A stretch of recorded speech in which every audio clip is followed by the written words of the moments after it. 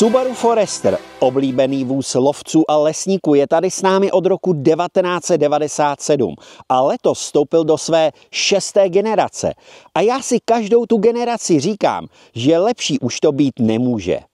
Může. Novinku Japonci opět upekli podle osvědčeného receptu. Stále je to velké, poněkud konzervativní kombi s pohonem všech kol. Nevyhnu se porovnání s jeho předchůdcem, který jsem měl možnost taky vyzkoušet. Zkusím popsat, co se změnilo a vylepšilo. No, nějaká větší revoluce se nekonala. Proč taky měnit něco, co skvěle funguje? Forester stojí opět na globální platformě Subaru Global Platform, kterou využívají i další modely. Ta je však neustále vylepšována a tak má větší tuhost uložení náprav a taky vyšší torzní tuhost karosérie. Nová generace má rozšířené podběhy kol, které autu dodávají ještě robustnější vzhled. Co je hodně jiné, to je maska chladiče. Ta teď dominuje celému předku. Víte, co se mi na designu líbí? Že Subaru neskáče na módní trendy a nevypouští na silnice takové kreatury jako třeba dříve konzervativní BMW. Subaru se stále drží tradičních hodnot, kterých si jeho zákazníci tolik cení. Zákazníka Subaru zajímá jediné: prvotřídní terénní schopnosti a praktičnost.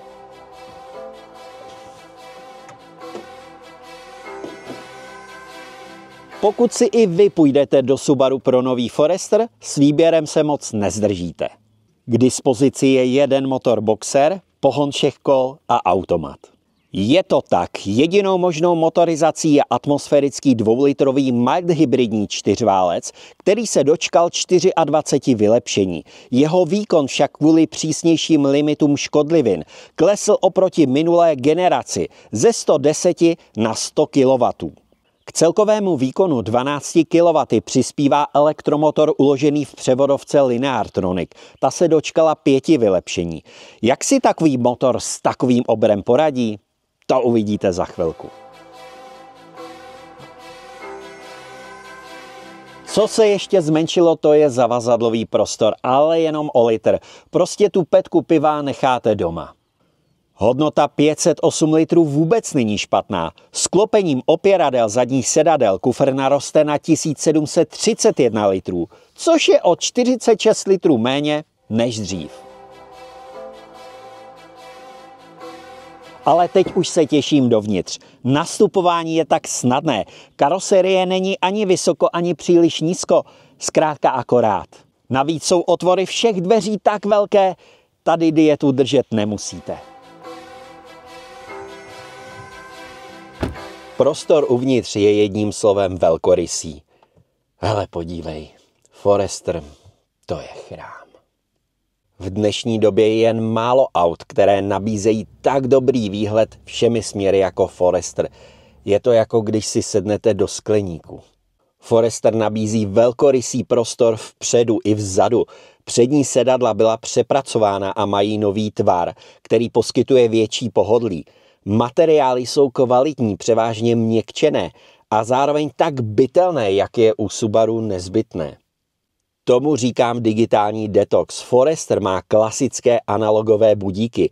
Sice je tady obří dotykový tablet, ale tady máte skutečná tlačítka pro základní funkce. Výborně! Docela rychle se tady naučíte, jak se v menu asistenčních systémů orientovat a deaktivovat ty nejotravnější. Kluci japonský si s tím dají vždycky tolik práce a já jim to hned povypínám. Ale víte co? Já už chci jezdit.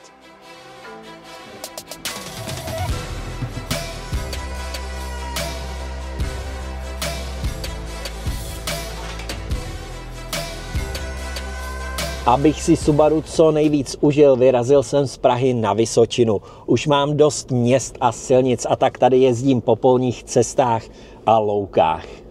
Takže co se změnilo, respektive nezměnilo? Maximální rychlost zůstává 188 km za hodinu.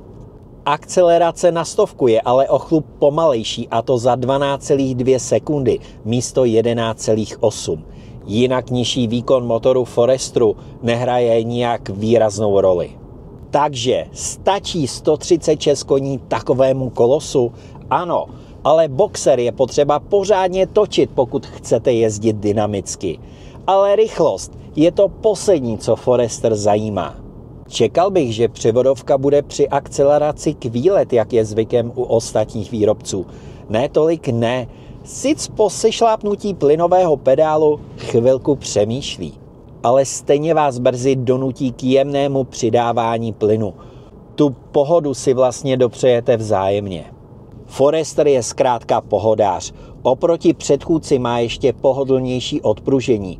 A co vůbec nechápu, i tak se v zatáčkách tolik nenaklání. I řízení je o něco málo kontaktnější. Když už jsme u podvozku, nemůžu vynechat schopnosti pravověrného Subaru. Forester miluje, když ho vezmete daleko od civilizace.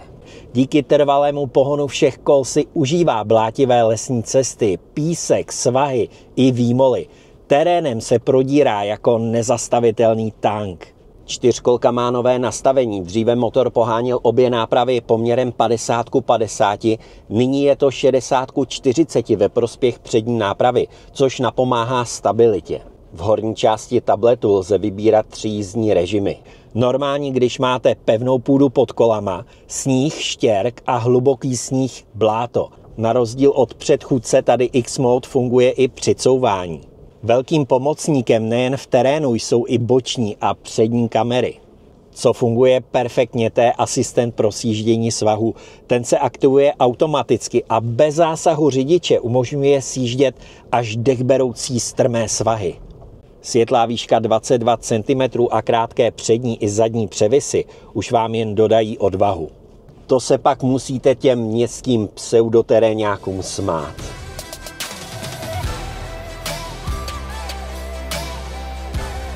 To je prostě úžasný, skvělý na silnici, skvělý v terénu. Musím ještě promluvit o chloubě Subaru. Je tady ještě vylepšený bezpečnostní systém EyeSight. Kamery hlídají vás, abyste nechytali lelky, přední kamery zase neustále monitorují dopravní situaci před vámi. Asistenti pípají i při sebe menším překročení rychlosti. Jo, super systémy, ale co jde, to vypínám.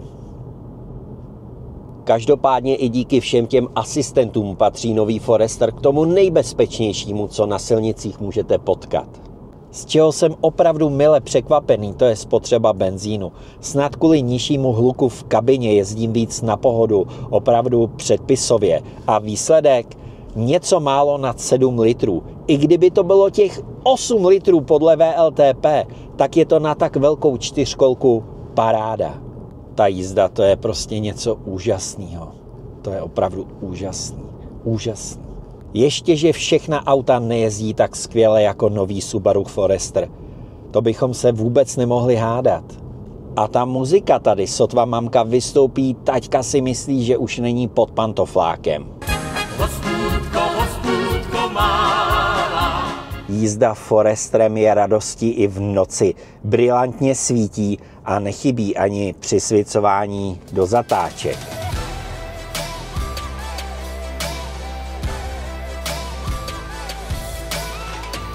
Tak si to shrňme. Nový Forester má kvalitnější interiér, lepší odpružení a výrazně nižší hluk v kabině. Navíc řadou vylepšení motoru a převodovky také nižší spotřebu benzínu. Akorát je dražší než ten předešlý. Ale české zastoupení srazilo jeho cenu akční nabídkou. Už tak skvěle vybavený základ aktiv pořídíte za 985 000 korun. Za tyhle peníze nic podobného neseženete. Tak jo, chcete to slyšet? Nový Subaru Forester je minimálně ve své kategorii nejlepším autem na světě. Tak co, kluci, doufám, že jsem to moc neskonil.